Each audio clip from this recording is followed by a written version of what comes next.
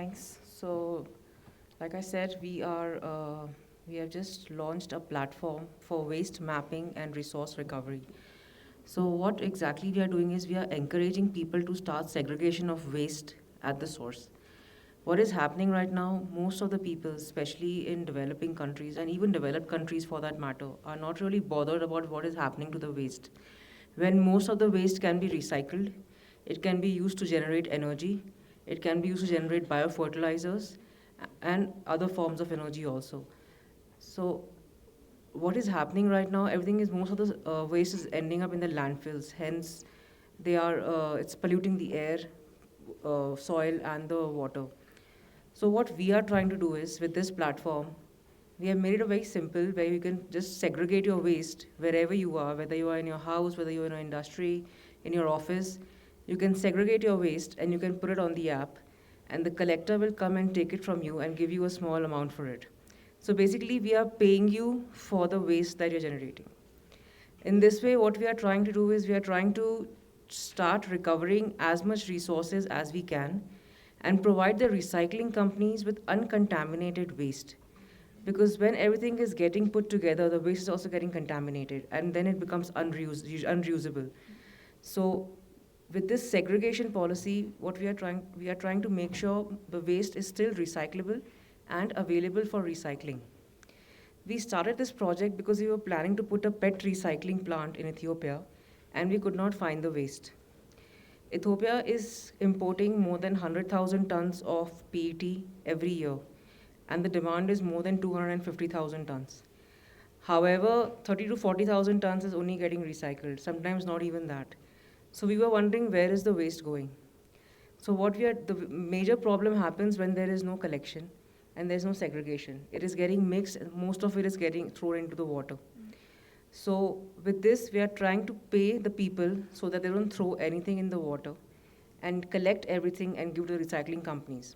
In this way, we are trying to reduce the import dependency of the raw material and make it available locally and also reduce the impact of it on the environment. So our ultimate aim is to make sure there are no landfills and all the waste is recycled or reused. And only the waste that cannot be recycled ends up in the incinerator. Thank you. Okay, the strategy, our main strategy is we are putting an economic value to your waste. Right now, nobody is getting paid to throw their waste away. People are paying to throw their waste away. You pay a small amount to the municipality every month to get your waste collected. However, what we are doing is we are doing the opposite. We are putting value to it and we are telling you we will pay you for it. So that is our strategy. So even that small amount of value makes people think that yes, this has something in it. In India, I grew up in India, so over there we never throw our newspapers away. Even though it gets us absolutely nothing, maybe even 10 or 20 bucks in a month, people still keep it because they're getting something out of it. So we are trying to use the same strategy with all kind of wastes, and make sure that people start looking at waste as something that has value, rather than just throwing it away. So that is our major strategy. Basically, create economic value and business out of waste, which is very possible. Like when we are putting biogas generators, we are reducing the use of fossil fuels. We are reducing the need to import the fossil fuels, which your country does import. And also, it's a green energy. So we are making sure there are no coal getting burned or wood getting burned. We are making sure energy is available, green energy is available 24/7. So you tell them that there is an impact by engaging in the process of segregating the waste. At the same time, they generate income. Yes, So that's exactly what we are trying to do. Okay. We are trying to generate income, show people new business ideas, and like create economic value for everyone. So whoever's on the app, everybody will benefit from it, including the government. They think it's not really their job. So that mentality has to change. That outlook has to change for this climate problem to be solved. I think the biggest challenge that is today that we are facing is the climate crisis, and I feel the problem is people are not bothered. There are few people who are bothered who will go to conferences and they'll make a noise. But ultimately, every individual is responsible. We are all living on this planet.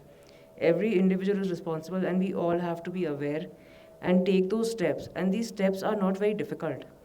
Frankly, if you ask me, this climate crisis, solving it is not very difficult. It's just that everybody has to do their part. You know. Second problem that we really face is the policy and also this instability. The the certainty is missing. If you keep changing the policy every day, we don't know where we are coming from. I'm also a foreign investor in this country. I've been here for almost 20 years now. So I have seen the shift from 2008 to 2025.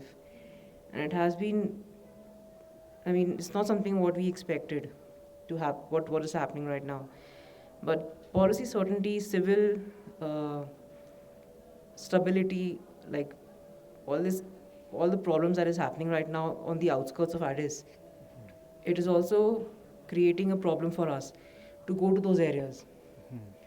Like I go to Adama, Mojo, Havasa, but I'm always advised against it. That don't go to these areas, you know.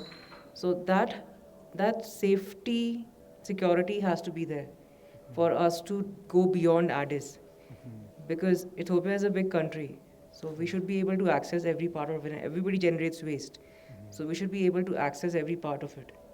So that security is also very important. It's a challenge we face, and we hope that in the next 2 or 3 years, uh, these problems come down, or they solve themselves. With our project, we are also trying to solve this problem. We are trying to bring economic prosperity with it. So hopefully we can achieve that. Also, like provide electricity to the rural areas through biogas plants,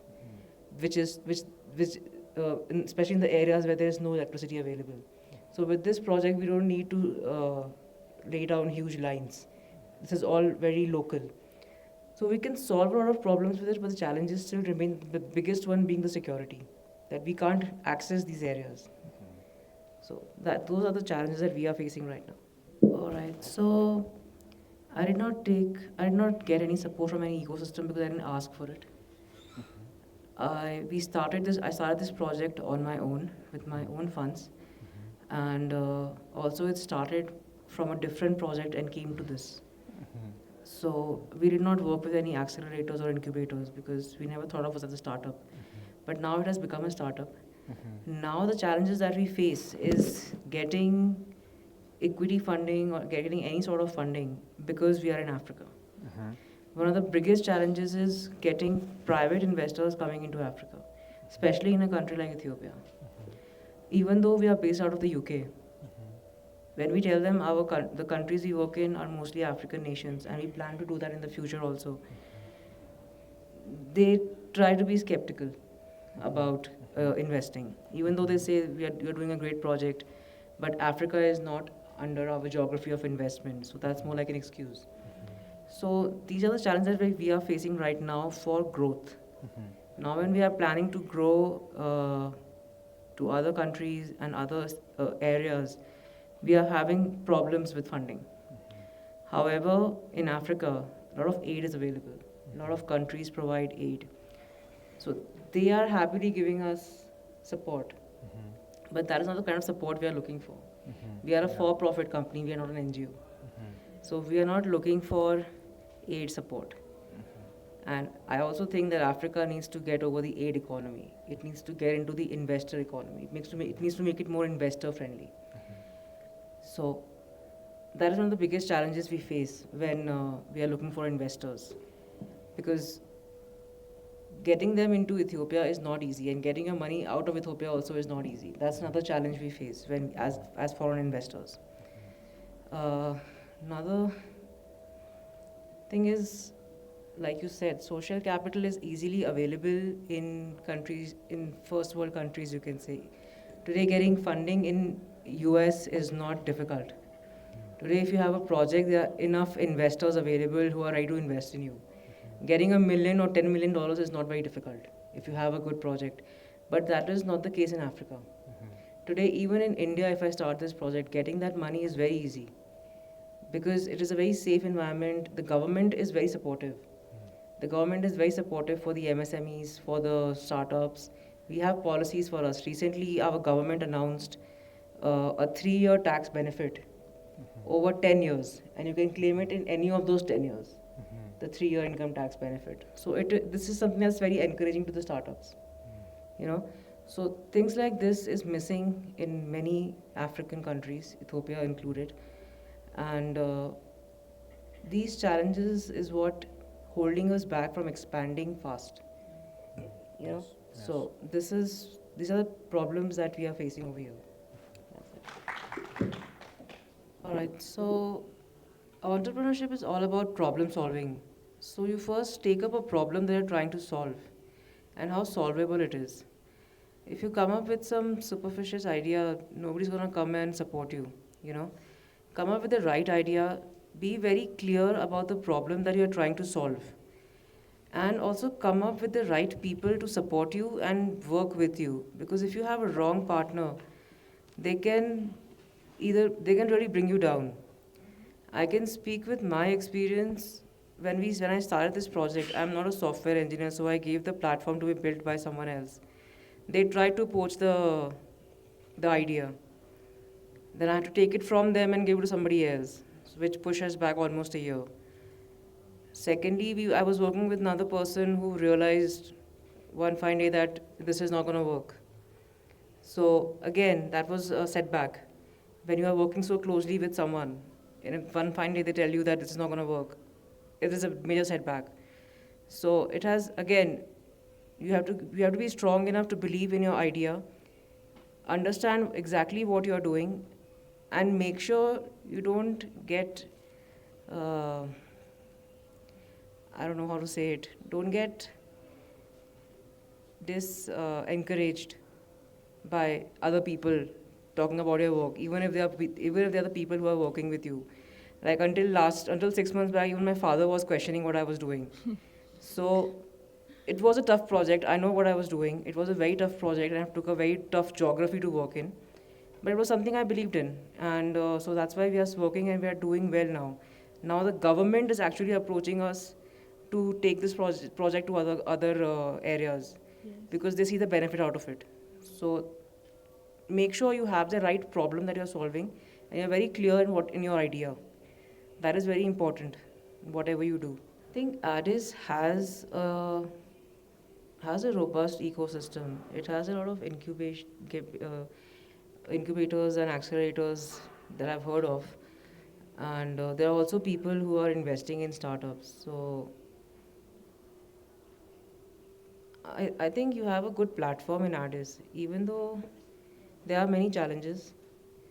But I think now the youth, especially, they are looking for something new to do. And I think that is what is pushing the startup ecosystem in Ethiopia. But yes, we need to do something that we can take it to other cities also, rather than just stick around Addis.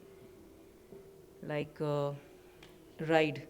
Like I know it's in Addis, and I've also seen it in Debrazet, but I'm not sure if it is in Havasa or not, or if it is in Bahir or not. But I know they are starting in Djibouti, because I was recently there and I saw the boards that they are launching in Djibouti.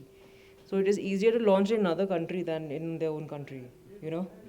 So that is a challenge that you have to keep in mind and try and solve that. Other than that, I think Ethiopia is doing well as a startup